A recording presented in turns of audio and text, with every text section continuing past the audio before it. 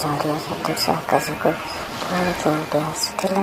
ତାର ପୃଷ୍ଠକୁ ବିଶ୍ରାମ ଜଳରେ ମଝିରେ ନାଉଛାଇ ପୁଣି ଉପରକୁ ଉଡ଼ି ଯାଉଥିଲା ସୀମାହୀନ ଆକାଶକୁ।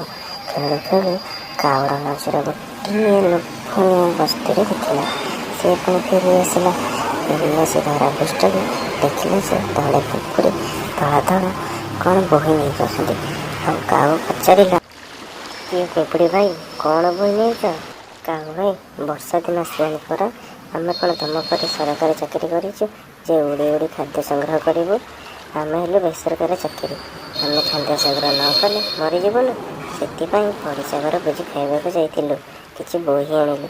ଆଚ୍ଛା ଭାଇ, ତମେ କହିଲ ଖାଇଛ ନା ନାହିଁ? କାଉଟା କିଛି ନ କହି କାହା କାହା ହେଇ ଉଡ଼ି ଯାଇ ଭୋଜି ହେଉଥିବା ଜାଗାରେ ଗୋଟିଏ ଗଛ ଉପରେ ବସିଲା।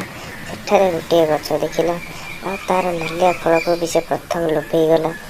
ଆଉ ତାର ସାଙ୍ଗକୁ ଡାକି କହିଲା, କାଉ ଭାଇ ଦେଖିଲୁ, ସେ ଫଳଟି ଏତେ ଲାଲ ଓ ସ୍ୱଚ୍ଛ, ଆମେ ତାକୁ ଆଣି ଖାଇପାରିବା।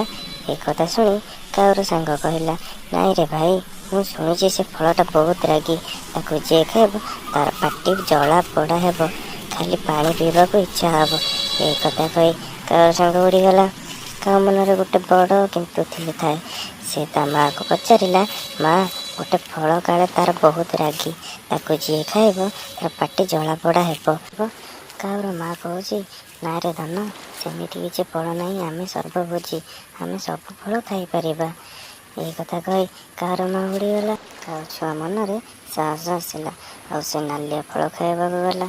ଆଉ ଥଣ୍ଟରେ ଧରି ଉଡ଼ି ଆସିଲା ବେଳେ ଗୋଟିଏ ଶୁଆ ଛୁଆଟିଏ ନାଲିଆ ଫଳ ଖାଇବାକୁ କାନ୍ଦୁଥିଲା। ତାହା ଦେଖି ମାଆ ଶୁଆଟି କାଉକୁ କହିଲା, ଏ ଫଳଟା ମୋ ଛୁଆକୁ ଦବ, ଈଶ୍ୱର ତମର ମଙ୍ଗଳ କରିବେ।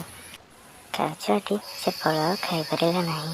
ଏମିତି 7 ଦିନ ଧରି ଚେଷ୍ଟା ସତ୍ତ୍ୱେ କାଉଟି ଯେତେବେଳେ ନାଲିଆ ଫଳ ଆଣିବାକୁ ଯାଇଛି, ଦେଖିଲା ସେ ଗଛ ପାଖରେ ଫଳ ଆଉ ନାହିଁ। ଆଉ ଭଗବାନଙ୍କ ଇଚ୍ଛା ଦେଖ, କାଉ ନାଲି ଫଳ ଖାଇ ନ ପାରି ମରିଗଲା ଏବଂ ମଲା ପରେ ନାଲି ଫଳ ଲଙ୍କା ଗଛ ହୋଇ ଜନ୍ମ ନେଲା।